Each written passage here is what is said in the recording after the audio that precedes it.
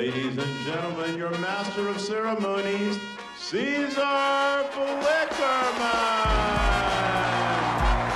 Thank you! I'm so excited. We're back. We're back. Bully. We just got news about Sunrise on the Reaping, a new Hunger Games book releasing on March 18th of next year. We've been told that we're going to be seeing the world of Panem 40 years after the Ballad of Songbirds and Snakes, which is the 50th Hunger Games, the second Quarter Quell, and Haymitch's Games. We have been waiting years, and I honestly cannot believe we're actually getting it. And not even that, within like 5 minutes of the release of news about a book, we get the official announcement that there is going to be a movie. It's coming out November 20th of 2026. Do you realize how wild that is? It's so sure that this book is going to sell like crazy, and that the fan base is going to 100% be behind this movie, that it's already there. It's already funded. Obviously, it is Lionsgate. I hope that we're getting Francis Lawrence again. He is the director that did Catching Fire, Mockingjay Part 1 and 2, and also A Ballad of Songbirds and Snakes. And I just feel like he understands Suzanne Collins's vision so well. Every time I watch one of the movies he directed of the Hunger Games, it's like the books were pulled out of my brain and put onto the screen. Why am I drawing this? As if you could outrun me! And he already confirmed after Ballad of Songbirds and Snakes when somebody asked about it, because like we've known for years that Suzanne's like, well, you know, like maybe I'll revisit Panem, we'll go back to more Hunger Games stuff. And so he'd been asked about it, and Francis Lawrence was like, if she has more to say, I will be there. And it makes me so happy. There are so few times when the fandom gets exactly what they want. This is exactly what I want. Suzanne also said that she wouldn't write another Hunger Games book unless she had something specific to say. I need to read word for word. Her inspiration came from David Hume's idea of implicit submission, and in his words, the easiness with which the many are governed by the few. The story also lent itself to deeper dive into the use of propaganda and the power of those who control the narrative. The question, real or not real, seems more pressing to me every day. So that's the vibe. I do really love how Suzanne Collins puts these really intense themes into her books, and I think that is why they do resonate with people so well. And so I'm really interested to see her dive into those themes again. But today, we're going to recap everything we know about Haymitch and make a couple predictions for the upcoming book. So since we're going to be seeing Haymitch's Hunger Games, we're going to be seeing him at 16 years old. We know he's from the seam of District 12, and we also know that he had parents, a brother, and a girlfriend when he left to go to the Hunger Games. Because this was a Quarter Quell, there was a special addition to the games, and for Haymitch, that meant that there were going to be double the tributes. There has only been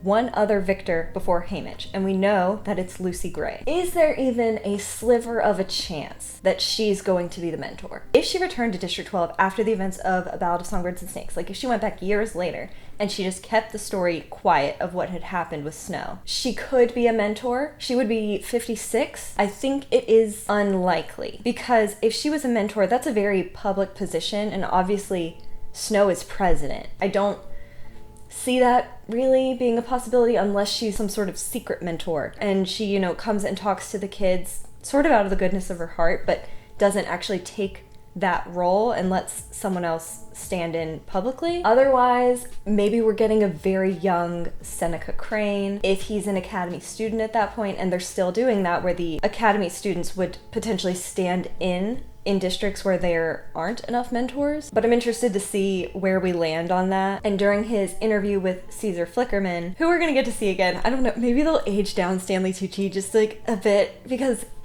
for a lot of roles, I don't think they could age down the cast from the Hunger Games, but for this specific one, like Stanley Tucci just does such a good job. Haymitch is asked during this interview what he thinks about there being 100% more tributes going into the arena. Haymitch says it doesn't matter because the tributes are going to be 100% as stupid as always. So I'm interested to see how the Capitol citizens react to that. Generally, they really like that sort of ego, especially coming from the career tributes, but I'm interested to see like how that ricochets back to him, because I can't imagine that the other tributes are chill with that. What we know about the cornucopia is through Katniss's eyes, because she was watching Haymitch's games before heading into the 74th. So we know that the arena was so beautiful that when the beginning gong went off, a lot of the tributes were just looking around staring at how beautiful the arena was. Haymitch does not get distracted though. He picks up a backpack and manages reaches to get a knife, just like our little Katniss. The mutts in this are gonna be weird, especially I'm so interested in the movie for this. Because the mutts in Catching Fire, which I thought were really well done, they were already animals that could be kind of scary. Like, the monkeys are scary, the birds, like, we don't really get, like, super close up on any of them, I don't think. But with this, everything is poison, and because it's also beautiful, the mutts we get are these, like, fluffy squirrels. And butterflies that sting you. And all the food is, it's gonna look beautiful. Like, all these plants are gonna look beautiful, but they're all gonna be poisonous. And we know that there's an event of a volcano going off, which is gonna kill 5 out of the 10 tributes in the career pack. We also know that Haymitch made an alliance with one of the girls from his district, Maisie Donner. How this happens is gonna be so anxiety-inducing because Haymitch runs into 3 career tributes. He manages to kill 2 of them, and then he's about to get killed by the 3rd when Maisie shoots like a poison dart. I can't imagine that there would be a romance between these 2 because we know that Haymitch has a girlfriend leaving into the Hunger Games. And this isn't like Katniss where she and Gale sort of just had this back and forth the whole time, but nothing was ever really spoken out loud. Like, Haymitch is in a committed relationship when he leaves, and I don't think Suzanne Collins would do that to us to have us watch Haymitch cheat on someone, even if it is for the cameras. Like, we all love Haymitch too much to risk his reputation like that. I think we'll see like a brother-sister found family dynamic between the 2 of them, which is why I think it is going to be such a hit for him to lose her. Haymitch really wanted the entire games to move towards the edge. He knows that there's an edge to the arena. Such good foreshadowing to Catching Fire, because Haymitch is the first tribute ever to sort of use and figure out the force field around the arena. And knowing what happens in Catching Fire with Katniss using that force field, it ties together so perfectly. When Haymitch and Maisie reach the edge, all they really find is a cliff. So Maisie doesn't want to stay there. She's like, there's nothing here for us. And this is sort of when their alliance breaks. And it was going to have to break now or soon enough, because unless they want to kill each other or like one of them tries to overpower the other, they were going to have to break up at this stage. So while Haymitch is alone, that's when he really figures out like how things bounce off of the force field. Maisie's death is going to be similar to Rue's death, and that was the first time I ever cried in a book, so this will be fun. She has been speared through the throat by, I feel like, a capital version of a flamingo, but with these really sharp beak situations. Haymitch pretty much just stays with her and holds her hand until she dies, and it's just going to end up being Haymitch and a girl from District 1. In this case, because he is from 12, he's considered the underdog here, even though he ends up slicing her eye out of her face, and she axes him in the stomach to the point that he is holding his intestines in. He gets to the end of the force field, and we know that he collapses, and the District 1 girl is like ready to finish him off, and she throws her axe at him to kill him, and she must miss, and it bounces off the force field into her head and kills her. Oh, it's gonna be so disgusting. I don't really think we've seen that in a movie of the Hunger Games. I feel like normally they generally do a good job of sort of cutting away from something that gruesome. Ballad of Songbirds and Snakes obviously was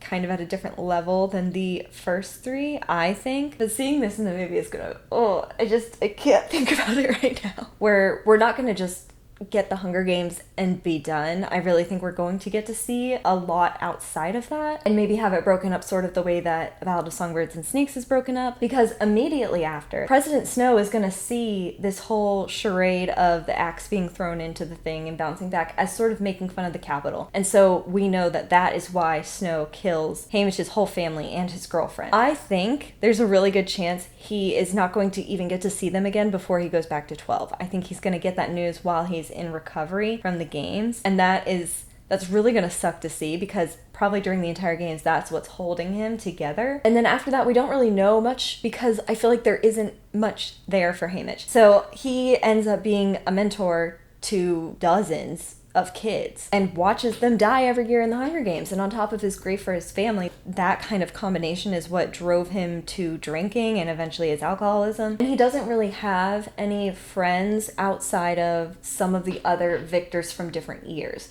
We know from Catching Fire that he's actually really good friends with Chaff and some of the other people, which I think will be really interesting to see, because maybe we'll get to see Mags before, you know, she was in the last Hunger Games. I think this could be a really interesting way for Suzanne to pass time in the story, is that, you know, Haymitch is already going to be in such a blur from the drinking and just not being able to cope with the grief and stuff, that we're going to kind of see a blur of the kids and the new tributes, and that means we might get to see Johanna or Finnick when they're really young, which I think Suzanne will give us. I feel like she knows what the fans want, and I feel like a lot of us would really love to see characters that we've met before in this book, because they do all have history together, even if it's just sort of a brief passing. On that note, other people I would like to see in this book: Katniss's parents. Haymitch is from the Seam and they're all around the same age. It's really likely that he knew her parents growing up. I would really love to see what her mom was like, because we just get such a shell of who she is by the time we get to the Hunger Games. So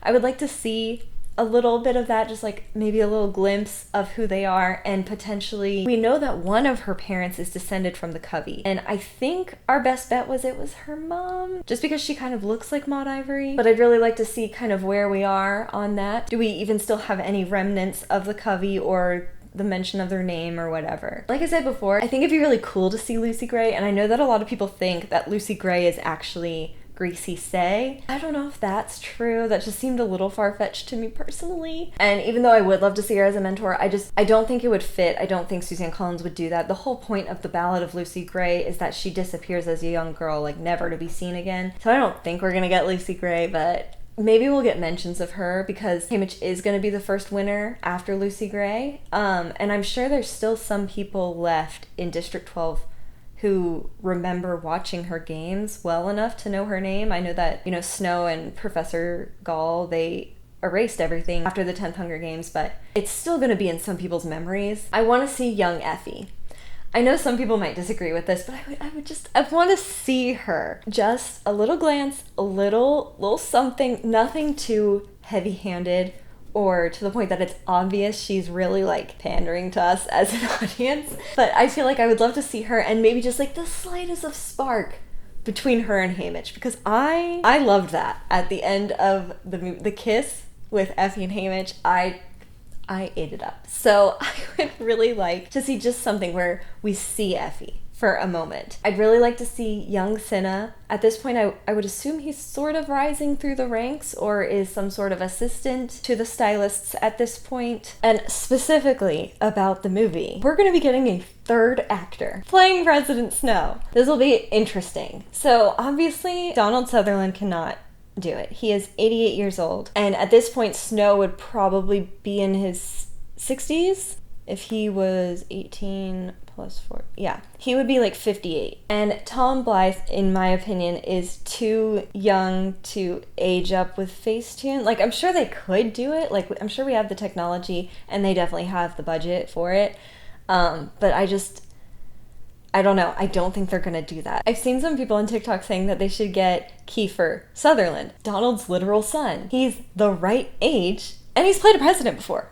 A morally better president, but nonetheless. And I think that could be really interesting. And I think also in the movies, we get to see from the Capitol in a way that we don't in the first person point of view that we normally get in the books. By this point, I would imagine that President Snow has been in office for like a hot second, but it still would be interesting to see like members of his own government still not trusting him or not submitting to him yet, basically, because by the time that we reach him in the Hunger Games, his government is just full of yes men, and if they aren't yes men, they get poisoned. Now, who shall play young Haymitch Abernathy? The question of the hour.